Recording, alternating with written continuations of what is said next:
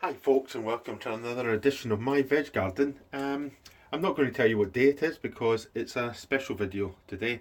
What we're going to do is show you a cupboard I've sort of been building inside the greenhouse to help me plants. So what I'm going to do is I'll flip the camera around so I can actually show you, and I'll explain a little bit more, folks. So here we go, folks. Right, so I flipped it around. Right, so what I've been building is, I think some people call it a hot cabinet, a grow cabinet, I don't know what. So what I've built is, I built this frame. You've probably seen it in the background sometimes when I've been doing my other videos. So, I don't know how easy it is to see. So, what I've built is, it's a frame, it's naturally 4 sides. It's near enough the length of the greenhouse. On the sides, it's virtually all double twin wall polycarbonate. So I'll just show you. So twin wall polycarbonate.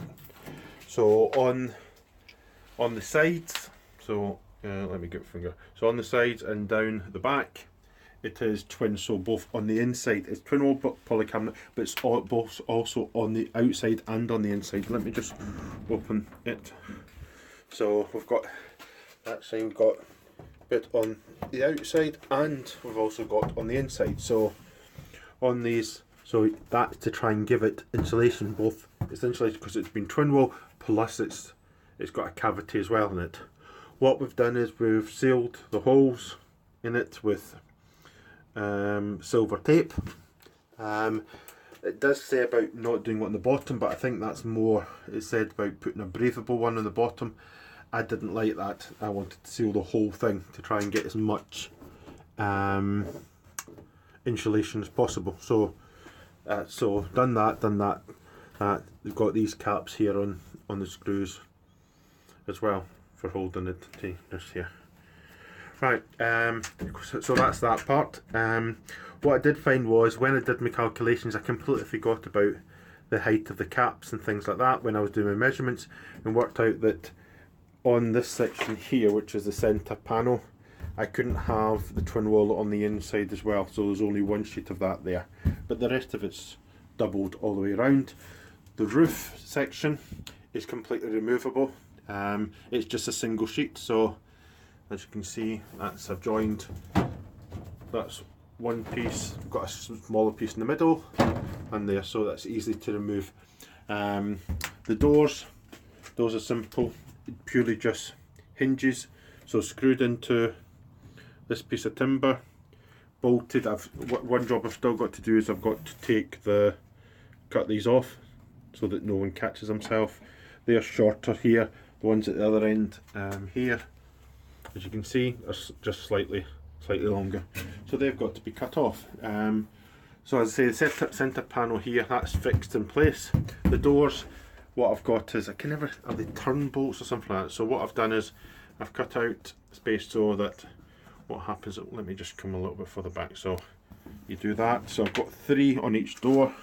So sorry folks, there we go, there we go, and then we've got one down the bottom. So that's what we do. See? So that then, it's fairly sturdy. There's a little bit gap in it, and that's fine because you don't want it airtight. So that's fine. I'm happy enough with that. So let me just open it and explain what part of this was. This was to allow me to actually grow a lot more plants early in the season, because I'm restricted.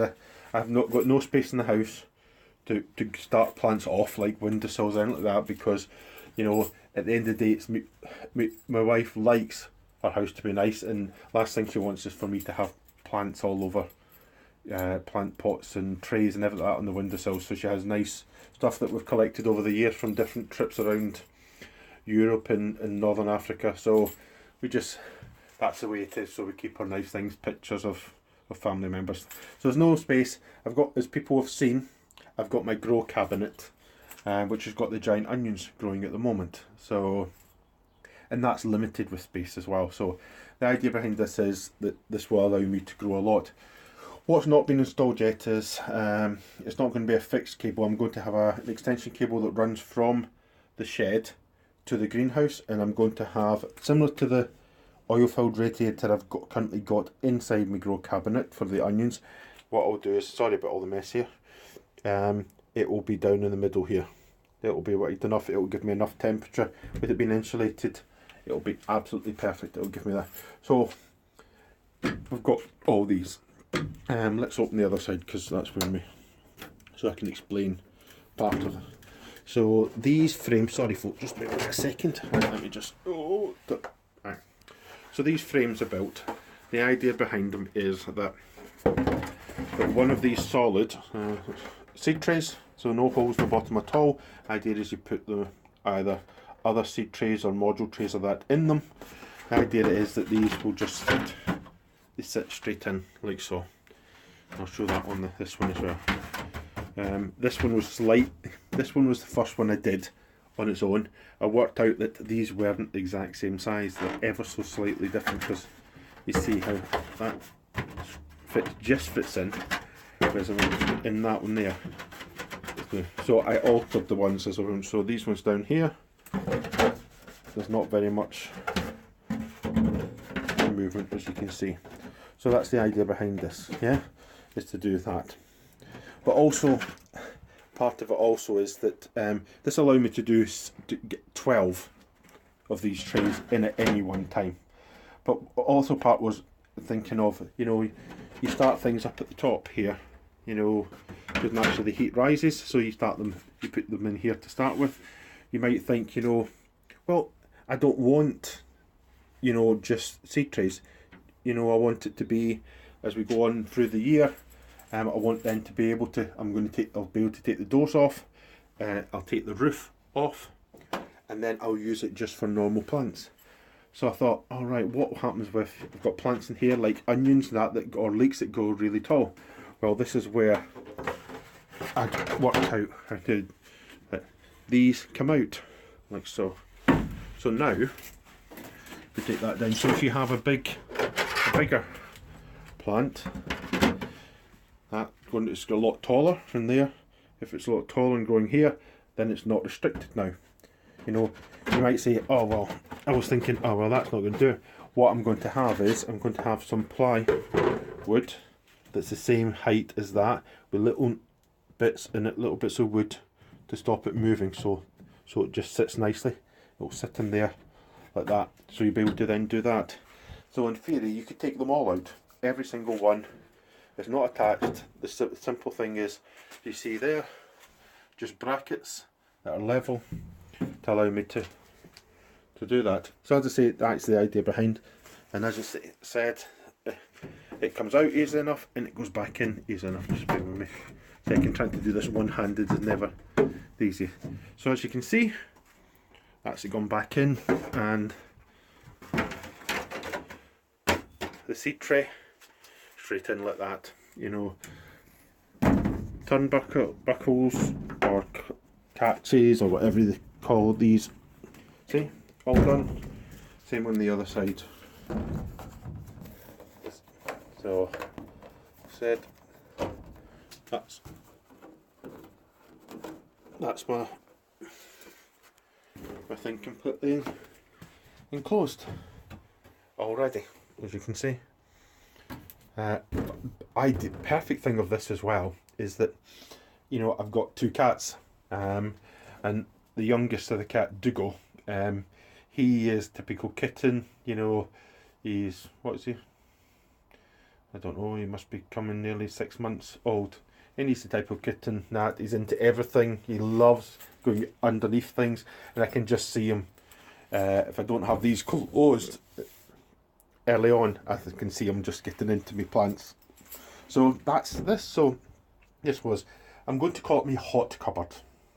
I was not sure what I would call it. Well, it was a grow cupboard. That it's going to be my hot cupboard because fundamentally it's about keeping things warm. I originally thought about doing the candles, but I worked out the cost of the electricity to have an oil-filled radiator in there is far less than what I would go through with a 100-hour candle. 100-hour candle's good if you just want that, but I need a constant temperature, and something that I don't want to have to keep on making candles throughout the year. So that's what I'm going to do. As I say, it's going to have an oil-filled radiator in there, not too hot. Just in that, it's going to be a smaller one. I think it's either a 5 or a 7 vein. Is it? I can't remember. Rib. Sorry, not vein. Rib. A 5 or a 7 ribbed oil-filled radiator. It's only about a foot deep, so it fits in there. It'll fit in there absolutely perfect and give me that. So that's it, folks. Right. As I say, it was a special video. That would probably just get in towards the 11-minute mark or something like that. So that was just to show you this special project I've been on to try and that idea. I'm just waiting on some seeds coming from my preferred seed grower. Seed grower? No, it's called seed grower. Seed supplier. Premier Seeds. Premier Direct Seeds or Premier Seeds Direct. One of the two. They are the ones who I generally buy my seeds from, and I'm happy enough with them. So we've got that. Hopefully in the comments I'll be putting on my website address, because what I'm going to do is I'm going to try and do a little update every week or so on that. But it's going to be hopefully some pictures, any link to any video I've done, and sort of what seeds, what plants I'm growing, all that sort of, and any other stuff there. You know, links to my veg plan that's on Sutton's garden planner and things like that. So right, folks, enough. Right, hope you've enjoyed this. Maybe this will inspire other people to go, oh, I could have one of them as well. As I say, the idea behind it is this does for the winter. Take the roof off, take the doors off, and it will do for me for during the summer for stuff that I'd have in there. Then it will be end of growing season, late autumn. The doors go back on it, the roof goes back on it, then we're back ready again to go. The heaters won't be staying it during summer. The heater will go into storage and it will come back out in late autumn ready to go again. Right, folks, that's enough. Thanks for watching, folks. I hope it has inspired you to maybe do something. If you've got other ideas of how it should have been done, please do say them. I'm more than happy to receive them. I want to give one shout out, and that's to Pete's back garden. Pete's been really kind. He saw me onion growing, my giant onion growing, and he's sending me some stuff to help me onions do even better. I wanted to say to Pete, thank you very much, Pete. I really do appreciate it. It's those bits of kindness that really make the garden community that we have so special. So this is a big shout out to Pete's back garden. So if you don't already subscribe to him on YouTube, please do. He's got his own Facebook page as well. I'll put links and all that to the different bits at the bottom in the comments, but not in the comments, but the info box, so that you can actually see. If you want to go to join his Facebook page, then please do like it and watch him on YouTube as well. Right, that's enough from me, folks. Thanks for watching my special video. Hopefully you'll be able to catch up with my normal videos every 2 weeks or so during the summer, or sort of early spring all the way through to late autumn. Thanks very much, folks, and I'll catch you soon.